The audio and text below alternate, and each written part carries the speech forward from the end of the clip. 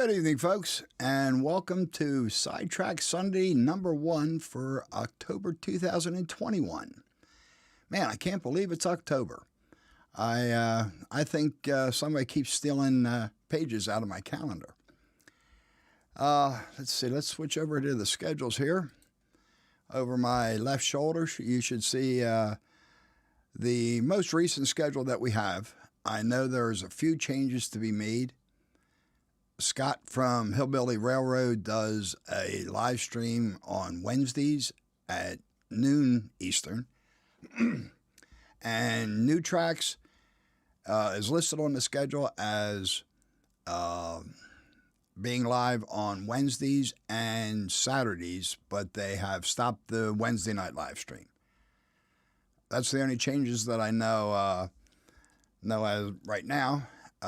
If anybody, if you don't see your stream or your show on here, please drop me a line or let one of the STS or CR guys know, and I'll make sure I get it on there the next time we update it.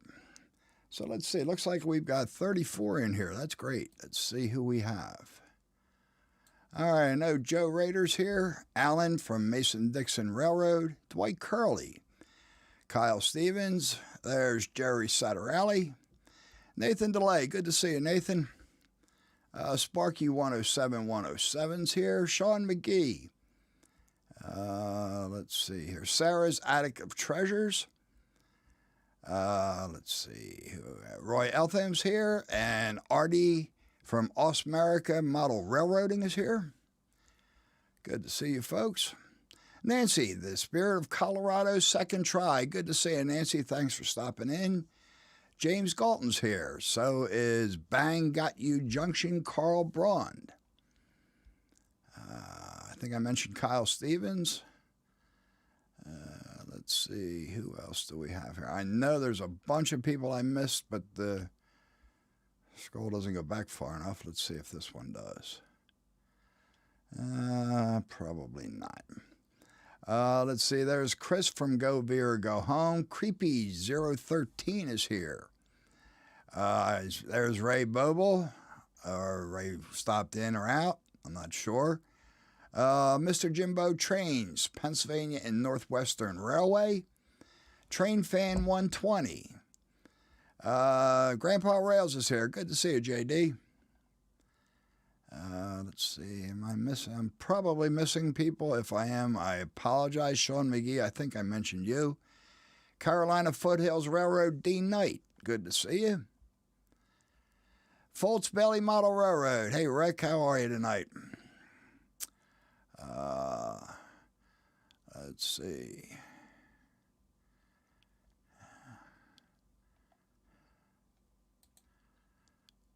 Well, Sarah, I'm really glad that you and Danny like Craig's music. Craig's definitely one of my my favorite performers. Dave BNSF N Scales here. Anthony Dodge, the Model Train Outsider. Good to see you, Anthony. Steve 87th PSAP. How you doing, Steve? Container Man 68. Good to see you, Roy. Thanks for stopping in. Lehigh River Subdivision. How you doing, Ian? Pretty sure I mentioned Joe Rader. Ron Moen. Good to see you, Ron. Thanks for stopping in. I mentioned Ray. James Galton. I'm pretty sure I mentioned you. Dustin's N-Scale Railroad. Good to see you, Dustin. Train Fan 120. I probably mentioned you, but I'm losing track. Nisi J. Good to see you, Nisi. Thanks for stopping in. John 2618. Good to see you, John. And let's see. Wigwag Workshop just popped in. And there's Heath from Humanity Junction. Good to see you, Heath. And Ron Brights. How are you, Ron? Let's see. I didn't see him, but Anthony Dodge just said hello to John at Mystic Southern Railway. So, hello, John. Good to see you.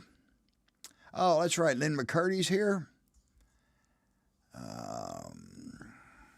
Okay, if I missed you, I do apologize. I think I said hello to Mr. Jimbo's Trains, but just in case. So, like I said, if I missed you, I do apologize. I appreciate everybody being here. Let's see, I think, and the schedule's over, so we can come back here. And Ray says he's hiding behind the tree. Well, he's a pretty big tree, Roy. Easy enough to hide behind him. So, like I said, welcome to Schuylkill River Valley and to Sidetrack Sunday for tonight. I have a few updates planned.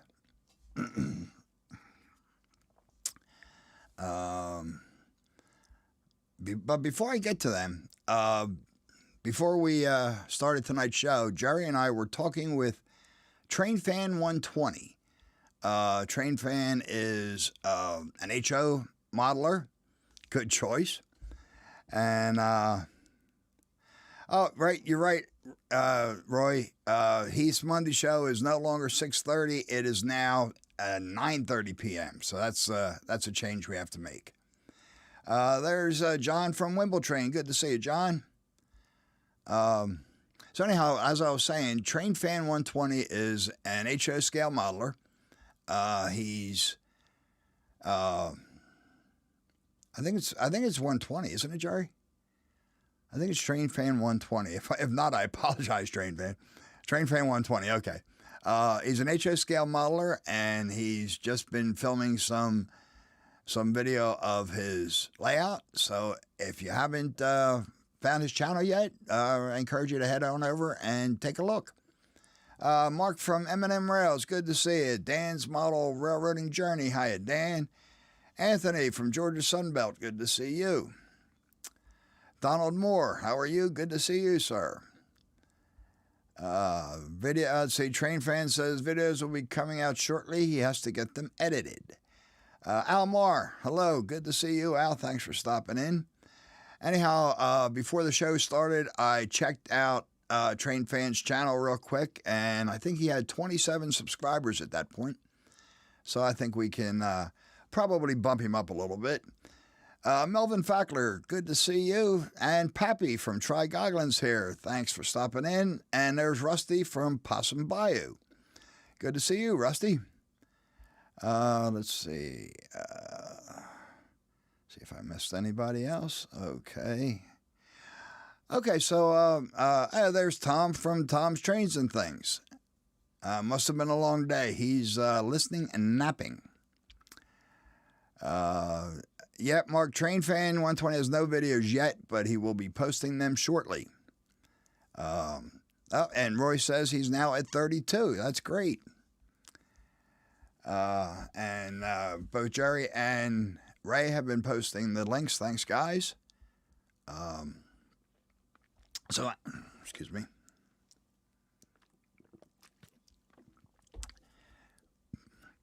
So let's see. Do you know Andy just bought Rio Grande passenger cars, and sadly because of the one Rio Grande?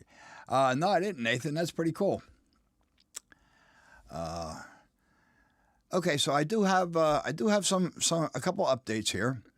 The first one is I have a minor track plan change for the N-scale railroad. That was. I kind of forced myself into that. It wasn't anything that was planned. But let me show you what I did here. Oops, wrong one. All right, let's start with this. We've been working on the 2021 STS car. There's a mock-up that you see on the screen now. It will be a shredded rick car. It's a wood chip hopper, and this was just a mock-up that I did of the placement of the logos. I think Rick took me seriously, and I'm pretty sure Ray took me seriously. But this mock-up really was a joke. I don't know if you can even really see Rick's logo on there. It's that tiny little dot underneath the Sidetrack Sunday logo. I did this completely as a joke, and I let Jason in on it, so he knew to play along. And I never thought to tell Ray. I mean, Ray's never serious, so I didn't expect Ray to think that I was serious. And especially in the Sidetrack Sunday hangout, I mean, it's almost impossible to have a serious conversation with those guys. So anyhow, I posted this up as the design that, let's see, they make tractor trailer wood chip trailers. There you go, Rick. So I posted this up as a joke, and like I said, I think Rick took me seriously.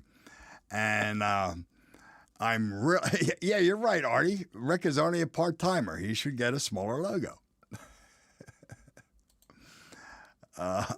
Anyhow, I think Rick may have taken me seriously because our giant pine tree turned into a weeping willow. All right, Ray, I'm going to hold you to that. Anyhow, John from Mystic Southern, I got to agree with this. Anyhow, like I said, I think Rick took me seriously. He may or may not have, but I'm real sure that Ray did. Datman Productions, good to see you, Sean. Thanks for stopping in. So Rick, no, that is a joke. I'll find a spot to get your get a slightly bigger logo in there for you. So anyhow, we're still working on it. We have the car, or the cars are ordered.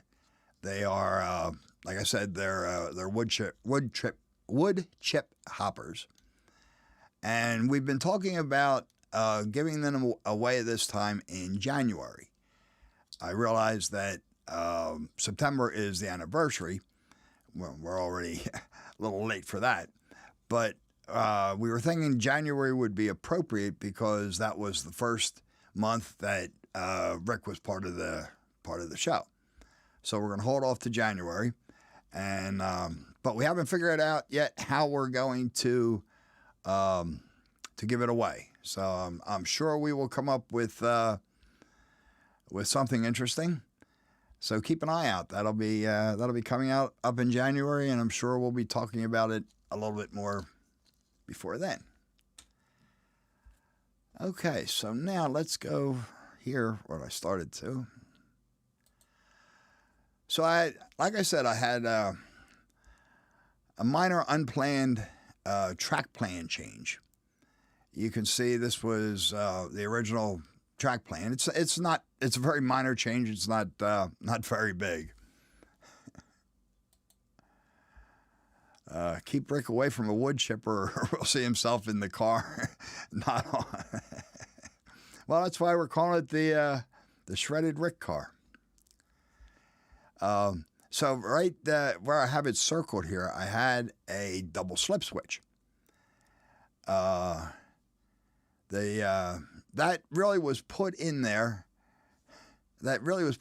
Just, hey, Chuck from CDP 1965. Thanks for stopping in. It's great to see you. I put that double slip switch in there just for being able to switch routes more. This is not, I mentioned before, this is not a layout for switching or operations. There's no industry, there's no sidings, there's no place to drop cars. And it's really not even a layout to be run. It's not for, I mean, you could certainly run trains on it, but the idea is it will all be pre-programmed and the layout will just run. But I didn't want, how did the double crossover work out? I'm getting to that, Heath. I didn't want,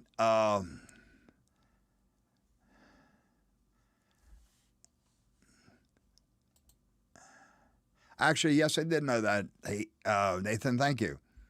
Oh, sorry. Oh, you mean the double 90-degree crossover, Heath? Yes.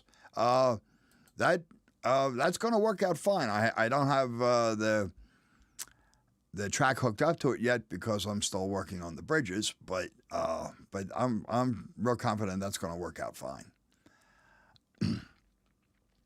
So, like I said, there's several different routes. The train's going to be able to go through this layout in different directions.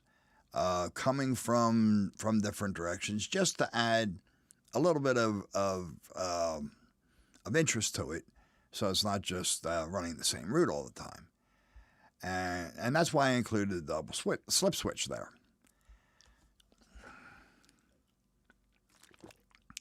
So last week I was installing my turnouts. There's 4 turnouts on here, and I decided to use Pico point motors for them. They're just solenoid motors, and I know they're not the most popular things around, but really the arguments against them don't apply to this layout. They're really annoying in yards when you're setting the route for your train and you're hearing the click of 8 or 9 turnout motors switching the points. And I've also heard people that are into operations complain about them because their operators don't take any time to switch it. They just throw the switch and keep on going. Again, that doesn't apply here. And since I only have 4 turnouts and they're not in a yard, there's no time when when they'll all be switched, consecutively. So I'm not really worried about the little bit of noise. So I installed the point motors underneath the 4 turnouts, and that all went fine. They're very simple things to install. And I have the wires drilled for the wires to control them, of course. So then I moved on to the double slip switch. Well, that's when I ham-handedly broke off one of the point rails. Fred Wild, good to see you. Thanks for stopping in. And didn't just break it off, and I haven't found it. It shot across the room, and I'm sure I'm going to find it when I step on it some night. So and needless to say, I was real unhappy with myself. But I decided that I really didn't want to spend another $60 for a double slip switch that I would probably end up breaking anyhow. So I took another look at the layout, and I really just removed that double slip switch. The outer track just continues basically straight, continuing along the run, as does the inner track. And as I was looking at it, that doesn't really take away anything from the routes that I have planned.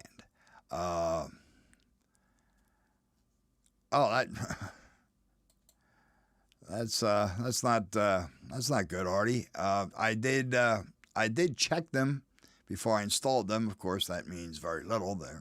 They're not going to last forever. But the way they're installed, they'll be easy enough to get to if I have to. So I'm not losing anything as far as the routes go, or really I'm not losing anything at all. I can still hit every route. I might have to take a slightly longer route to get there, but with trains running, that's really never a bad thing. And I figure that I'm also saving myself a lot of headaches, a lot of, Sean, for an N-gauge double slip switch, it was like $59 and change. I wasn't thrilled with buying it the first time, but I definitely wasn't going to buy another one. And I figure I'm probably saving myself quite a few headaches. I can just visualize those N-scale trains wanting to jump the track every time it went across the double slip switch, and just keeping them running properly, I'm sure would be a headache, especially in N-scale. Ken Amos Jr., good to see you. Thanks for stopping in, Ken. So what I've done is I took out, again, the circled area is, oh no, Artie, I can't say I've ever had that happen. I've had have trains jump off the layout, but luckily they didn't go 4 feet. and really no damage. So I was pretty pleased at that. So I just took out the double slip switch. That is laying around here someplace. I haven't thrown it out yet. And realigned the track bed, and this is where the new track alignment's going to run. So I'm actually thinking I'm going to end up liking this a little bit better, because this now gives me one more spot for a meet. So I think it's going to work out all right. Let's see. I have Gus Hadley. Good to see you. Thanks for stopping in. Let's see. Other than that, I've been working on the bridges for my for the N-scale layout. The bridges are going to have clearance lights on the top of them, similar to what I did last Christmas with my buddy Craig's layout. I'm not going with the RGB LEDs, because I just couldn't find them in something small enough for N-scale. So I'm just going with red-green LEDs. So most of the year they'll blink red. Christmas time, of course, there'll be a pattern of alternating between red and green. Since it's going to be a real pain in the neck to connect this all up, the Arduino controlling all this is going to be underneath the layout, of course.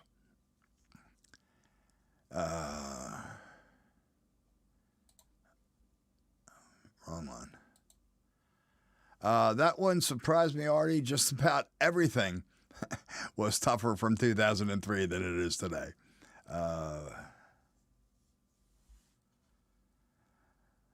Let's see. Unfortunately, Nathan, all of my favorite locos are from the 60s. I'm sure there's still some of them around, but the railroads are gone. Really, I like I like pretty much any first generation diesel. I do like steam, of course, but I don't remember much steam. Pappy, I'm really hoping so. And I do have a couple months left, and really not all that much to do to get trains running. The layout won't be finished, of course, but I should have it up by Christmas. And yes, Tom, I did say Arduino. So the lights are going to be controlled by Arduino, which of course will be installed under the layout. And the one bridge has 4 lights. The other bridge has 6. Each LED has 3 leads. So that's going to be 12 or 18 wires that I would have to get in the right spot on a tiny little Arduino underneath the layout. So what I've been working on is, let's see if I can get a good shot here. Oh, yeah. Okay, that's not bad. What I've been working on is a project board. All of these connectors here and here will be used to plug in the LEDs. I will have male DuPont connectors, so they just slide in, and as you can see here, they're numbered, and you can't really see, but they are also color-coded. So it'll be a pretty simple thing to just plug these in underneath. I don't have... yeah, right. I know you can't. That's very true, Tom. But the lights themselves are going to be on top of the bridge. It's just connecting up everything is going to be underneath.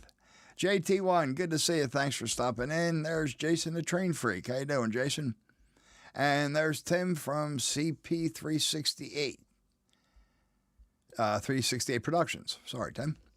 Thank you, Roy. I was planning on demonstrating it tonight, but I just finish this up this afternoon, and I haven't written the code yet to test it, so that'll have to wait for a video. And I'll also have a video showing that in much more detail, showing exactly how I did it.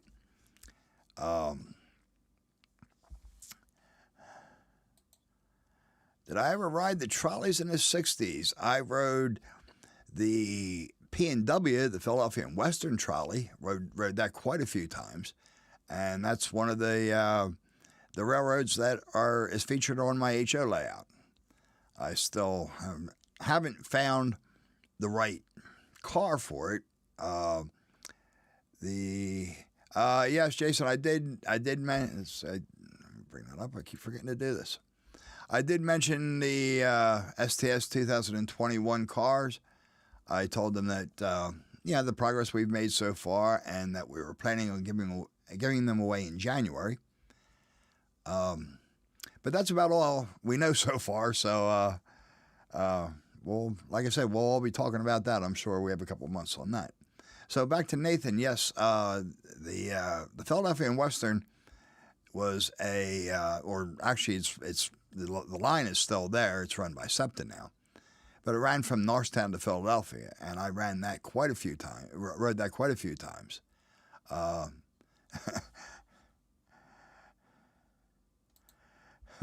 Well, John, thank you very much. But unfortunately, yes, I was alive in the 60s. I was actually alive at the very end of the 50s, although I don't remember the 50s. So the P&W, they had bullet. The cars were called bullet cars. They were made by Brill, and they're very unique. There was only one other commuter railroad that ran them, and they're also iconic to the P&W. So I'm probably going to end up scratch building one or two or three. Jerry Sattarelli helped me out a lot with getting me some drawings, so that should help. And I'm planning on scratch building it out of brass. I've never scratch built anything out of brass, so it should be a lot of fun. But I've got layouts to build before we get to that.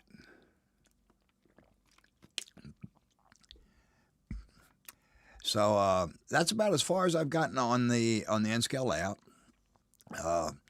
As soon as I get my bridges finished, then I'll be able to finish up the track. I'm laying the track now, but I won't be able to run trains until the.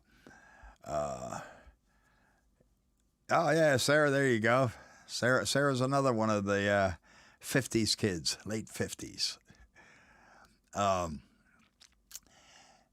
What was I saying? Oh, once I get my bridges finished, I'll be able to complete the track. Right now, I'll be able to run track, I'll be able to lay track, but I really won't be able to run trains. Thank you, Jason. I have to say, I agree with that. Even though I did get one, that's all right. They don't bother me.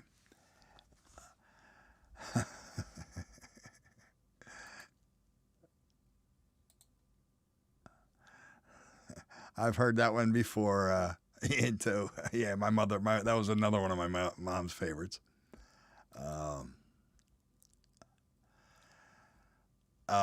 Right now, like I said, I can lay track, and I have been laying track, but I won't be able to run trains because the river runs right through the middle of the layout. And well, I guess I could run trains, but not for much of a distance.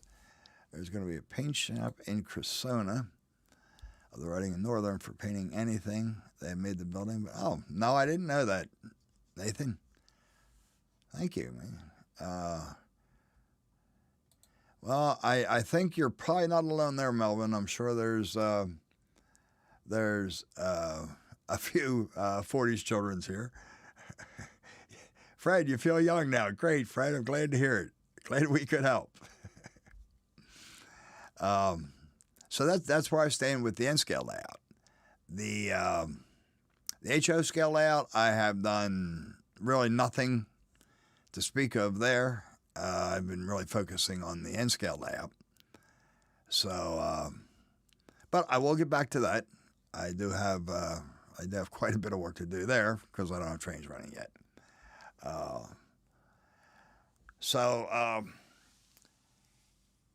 I've continued with the diorama. So let me step aside here for a second while I rearrange my desk here and get the diorama up, and I'll show you where I am, and we're going to continue with the river tonight. So hang on, folks. I'll be back in just a few moments.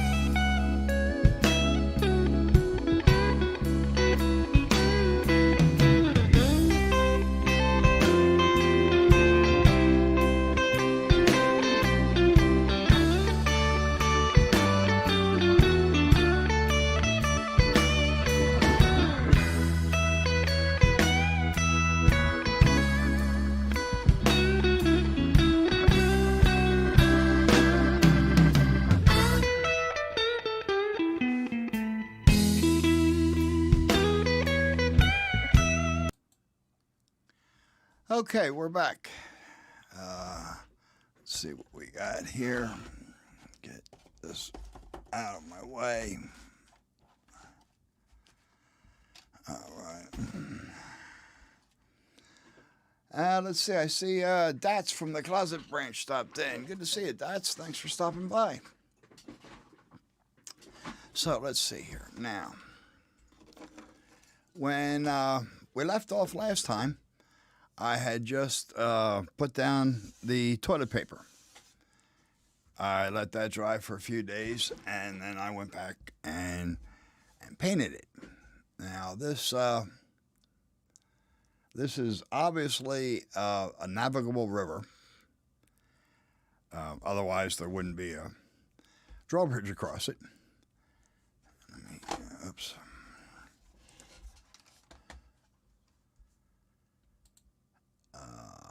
let's see. Uh,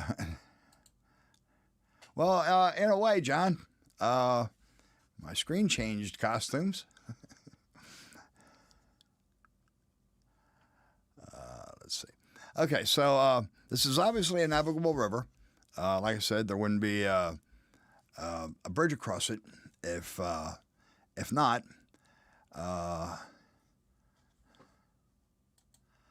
Well, Nathan, thank you very much. I'm a big. I love scratch building. That's why I'm a big fan of your channel, because I think you do an awesome job. Thank you, Ron. I appreciate that, sir. And Lynn, that saved me having to build one, Lynn. Thank you, Nisi. Dwayne's Fork and Spoon Railroad. Good to see you, Dwayne. Okay, here we go. Speaking of costumes, Rick is hosting STS on Halloween. I don't think I have to tell anybody what kind of night that is. Yes, Steve. I certainly you're certainly welcome to watch the replay, but I'm just starting on this now. The rest of it was just updates on some layouts. Mr. Jimbo, yes, this is the one I started last month. I had stopped that show with just the toilet paper, and so now, like I said, I went on to. Thank you, Sarah. It's the keyboard part of the diorama. Yeah, as Lynn put it, Heath, it's the bridge. Thank you, John. Yes, that is a boat ramp, and it's actually modeled after one that used to exist on the Schuylkill River some years, quite a few years back. It's been replaced. Still there, but it's been replaced. It's a more modern boat ramp now. So this is, even though it's a navigable river, it's actually fairly narrow for one. That was the dictated by the length of the bridge. So I did on both ends. I did widen it as it goes out to suggest that that it is a much wider river, and this is just a narrow point, which kind of makes sense because that's where the railroad would probably choose to build their bridge anyhow. Are the bushes going to? I think I missed that. Well, hopefully we won't have one of them here tonight. Let's see. Okay. Oh, looks like Jason was wrong, and it's Ray that's hosting Halloween. Well, that's certainly going to be just as crazy. So anyhow, I was going for a dark river. It's not showing up all that as dark on screen as it is in person. Is that inspired by somewhere in Schuylkill County? Actually, let me see. Put that up here. Actually, no, Nathan. I'm not familiar with that area. This was just off the top of my head. It started when I got that the drawbridge, and needed a scene for that. So that's where that came from. But no, if it looks like that, great. Then I'll tell people it is. I'm just kidding, Nathan. So and I also have the banks fairly steep to suggest that it's a nice steep river. So I painted it a very dark color, and like I said, my light is casting down here, so it's making it much brighter than you see in person. And I used a mix of. Thank you, Nathan. I appreciate that, man. And Dustin, thank you too, sir. So I used a mix of dark blue, or actually phthalo blue, phthalo green, and black. And I think I didn't really realize this until I put the next layer, the layer of glue on top of it. But I think it came out just a bit too blue. I do like a nice clean river on a summer day. Let's see.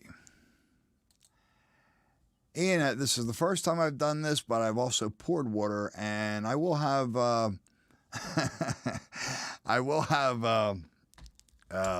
some comments on that after I'm done here. I had to put up that up there, Nisi. Sorry. Maybe Nisi will be a caboose this time. Oh yeah, this is going downhill already. So anyhow, I think it came out a bit too blue. Like I said, I like a nice clear summer day, and that's what I was picturing. And water does take off the color of its surroundings, the sky and everything. But I also am going to have a good bit of trees and foliage around here. So it ended up being a little bit greener than, a little bit bluer than I had planned. So anyhow, after I had painted it, Märklin of Sweden then put a coat of full-strength glue on top, just white glue, PVA. But since I had originally planned on pouring this river, I didn't have as much depth as I wanted. So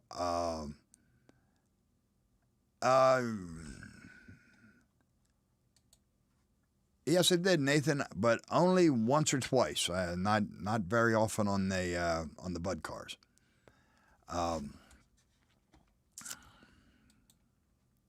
And I lost my train of thought. So anyhow, oh, that's right. So I put 2 layers of PVA glue, and to bring up the depth a little bit. And I'm pretty happy with that. Looking at the screen, it's not really showing up as the depth that you can see in person. It's kind of surprising the depth that the 2 layers of the white glue did. So now it's time for the first clear coat, and I'm using Mod Podge, gloss Mod Podge. But since this ended up a little bluer than I was looking for, I added a little bit of, I guess you can kind of tell.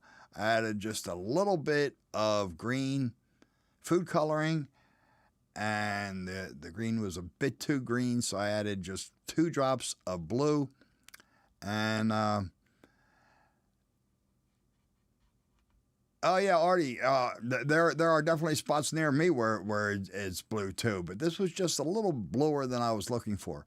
Like I said, mostly because of the surroundings. There's going to be quite a few trees around here, and the green would reflect from that. So, you know, Nathan, you know what? Timothy Connard, good to see you. Thanks for stopping in. I'm going to have to admit here, I really don't know much about steampunk. I've seen some guys dressed up in what they call steampunk, but I really don't know what a steampunk locomotive is, to be honest with you. So anyhow, like I said, I mixed in a little bit of green and a little bit of blue. Let's see. Sort of, Pappy. I tried it mixing in with a little bit of fabric dye, green fabric dye. I wasn't sure how that was going to work out, and it actually worked out pretty good. That was the green that I had was much too dark though. I want a very pale green coat on top of it. I want to just add a green tinge without really changing the color so much. So that's why I switched to the to the food coloring, and I haven't tried that yet. So this is a bit of an experiment. Well, we're going to see how it works out. So it's probably going to show up good. It's going to show up as white to you folks. Looks pretty green to me. I mean, it's a mint green. It's a very pale mint green, which really is what I was hoping for. And I'm hoping that this is going to give it that green tinge. Creepy asked, did I consider using pouring resin over the top? I did think about it. I'm honestly not sure how that would work out. The glue is hard. It's a hard surface, but I don't know how it would hold up with the resin on top of it. If this doesn't come out well, I just might end up trying that. Pappy, this is gloss Mod Podge, so this dries very, very glossy actually.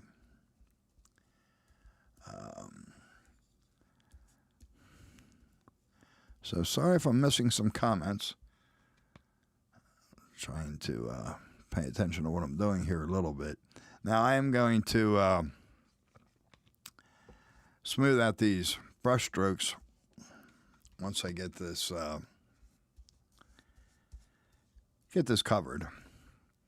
I'm going to switch to a different brush actually. I'm just using this one because I don't want to sit here all night with a little brush. And I'm sure you guys don't want to watch that. So what are my thoughts of this so far? I like it. It's easy. It's forgiving. Simply because there's so many steps. You know, if you don't get the coloring of the bridge right, the water right the first time, I could have always repainted it. I didn't do that only because I didn't realize wasn't real happy with it until after I had put the glue on. Now I could have put coat of paint on top of that, but I decided to try this just to see if this was going to work. If this was my layout, I might not be experimenting quite so much. So anyhow, like I said, it's easy, it's forgiving, it's cheap. I mean, it's just toilet paper and not even all that much toilet paper. And glue and water. I mean, you probably have all the materials in your house already. And like I said, it is forgiving. I could have repainted it. I just chose not to. It's certainly easy enough. It's more time consuming than pouring a river. But most of that comes from the drying time. Most of these steps, like painting the river, took less than 5 minutes. Putting each layer of glue on took about the same amount of time. So there's not a lot of active time on this. It's more time consuming because there's more steps and there's more drying time. I'm happy with the results so far. I think as long as this, I don't really mess this up with the green here. I'm gonna hope that doesn't blind you folks, but I need some more light. I think I'm going to be real happy with the results when I'm done. It's a lot less scary than pouring a river. My first layout, I poured a river. I used the original Envirotech, the really nasty smelling stuff, because Envirotech Light wasn't out at that time, and I had no problems with it. I mean, it worked. It worked well. It's a little scary. You're always afraid of of a leak and having resin pouring out all over everything. But I was in a basement when I built that, so I wasn't overly concerned about that. And I didn't have any leaks, so I didn't have any problems with it. It's somewhat less forgiving because if you go to tint your water and you tint it too dark or you're not happy with the color, it's a bit more involved in changing it than this is. Now, would I do it again? I think that depends on what water I'm modeling. The one thing that I don't really care for is the edges, which you wouldn't be able to see on camera anyhow. But when you pour water, especially something that comes out to like the edge of your fascia, you can look in through the edge and see what looks like clear or at least transparent water. That you don't get with this because it's toilet paper. So you look into the edge and you look at toilet paper. Colored toilet paper, but it's still just toilet paper. And personally, for any water that comes to the edge of my layout, I like to look at it. I like to see it.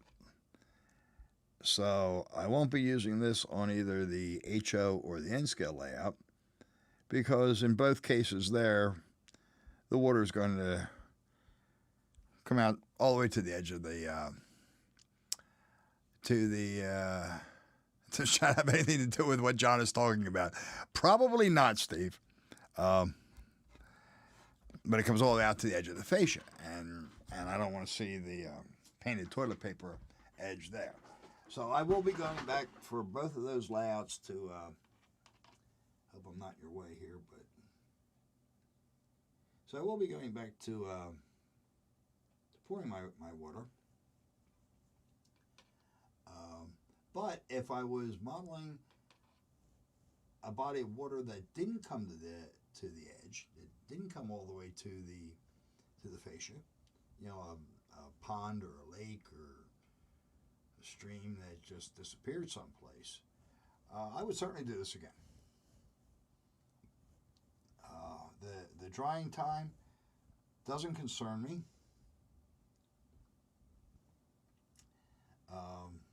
You just have to plan for that. It's not something that you're going to have. Oh, I'm sorry. You probably couldn't hear much of that. Let me get rid of this.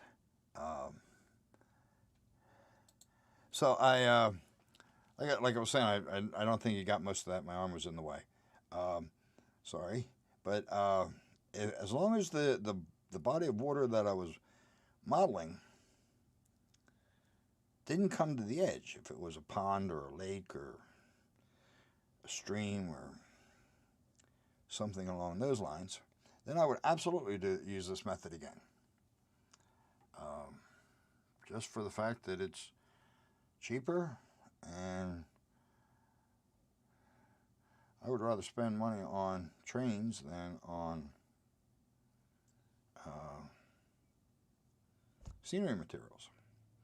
I try to make stuff myself as much as I can.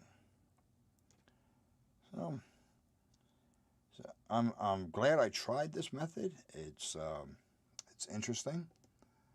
I did learn that if you're going to use this,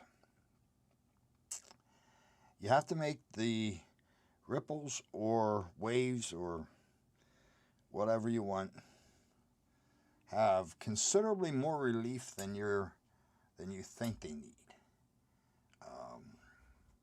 Just because all the layers on top of it, you tend to lose some of that relief.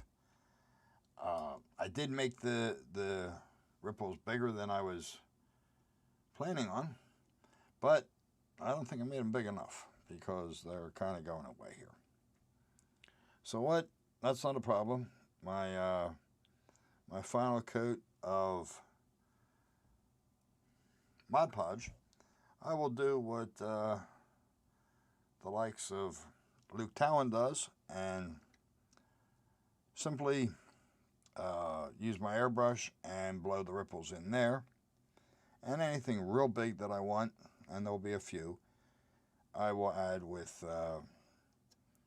one of the Woodland Scenics water effect products. That's they're thicker and they hold their shape a little better. So that's about it for that coat, which means a few more days of drying time. So let me switch back here. Yeah, looking at it on camera, it looks very white to you guys.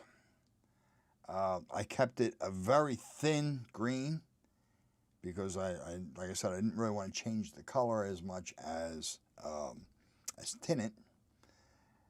And I will be putting more coats of the Mod Podge on. Märklin used, I think it was 5 coats. So I'm going to use as many as I need here. And if I have to do the green coats then, I will. Or I can always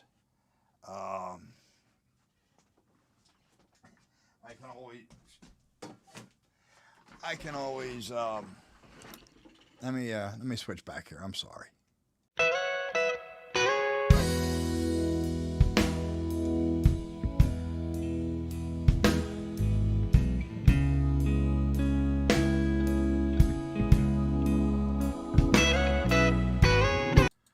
Okay, sorry about that. I'm back. I was losing my train of thought. But I can always add more or less green tint to the next layers. This river won't be icing over, Jason. Hopefully that's going to dry clear. It will. Yep, Jerry, it does look white at this point. In person, you can see the mint green, and that's what I was going for.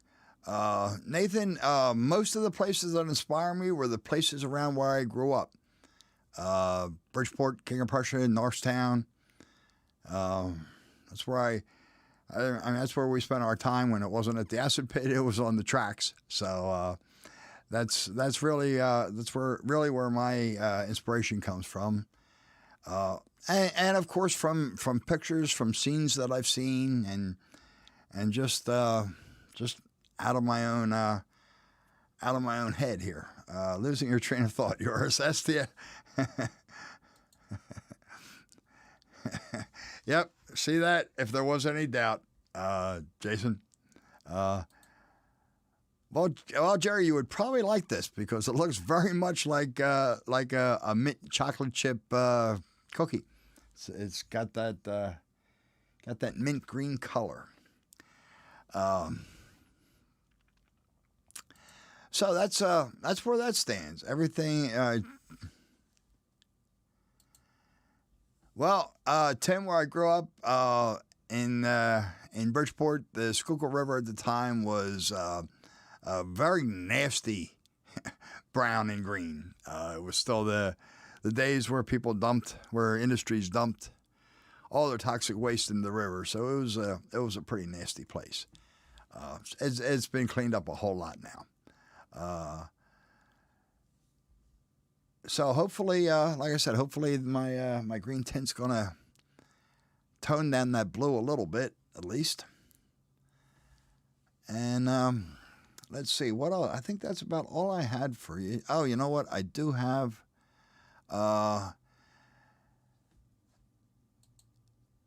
Thank you, Pappy. I hope it does. I hope it turns out that way. Anyhow. And Steve says his are blue out there. That's good. I love blue water. But like I said, that was just a bit too blue. I don't know how. I know that didn't show up real well on camera, but in person it was too blue. So anyhow, don't forget, next week is Heath's Sidetrack Sunday. That will be, I guess, the 10th, October 10th at 8 o'clock.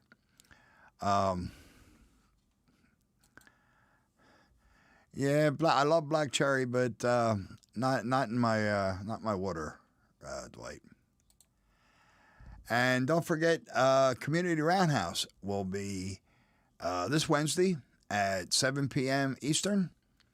I believe it's going to be on Brian's channel, the Iron Horse. Thanks, JD. The Iron Horse Route D and RGW. Yeah, I'm sure it does, Jason. So that's Wednesday the 6th at 7 p.m. Eastern.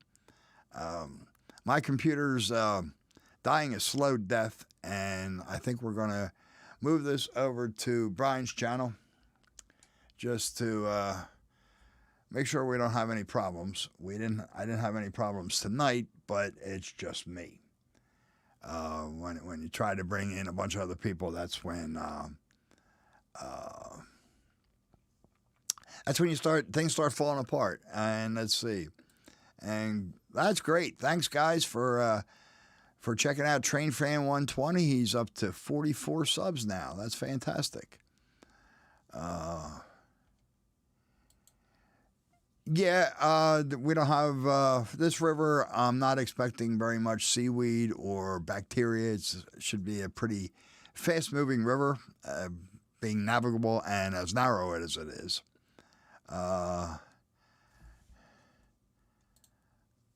Well, thanks, Randall. To be honest, we've had a problem in the last couple of months, and it's been a while since Community Roundhouse has been on. But if all goes well, we will be here Wednesday. That's why I said that's why we're moving it to Brian's, because I don't want any more problems with Community Roundhouse. We've had our share there. So that's all I had for tonight, folks. I really appreciate everybody hanging out and hanging out with me tonight and chatting. Let's see. I'm going to be continuing work on the diorama that may come up next month on Sidetrack Sunday. Probably will, and we'll see how far I get from between now and then. So, like I said, don't forget Heath next Sunday. That's at 8 p.m. Eastern. Thank you, Chuck. I appreciate you being here. And thank you, Nancy. I appreciate you stopping in, and you have a great week, too. Thank you, Pappy. Thank you, JD. And like I said, Community Roundhouse Wednesday night at Brian's channel. So, Cameron from Caboose 121, I didn't see you here. Thanks for stopping in. And there's Lance from Weber Model Railroad. We're just shutting down here, Lance. But I appreciate you stopping in. Thank you, Joe. Ron, take care. Thank you, Jerry. Yep.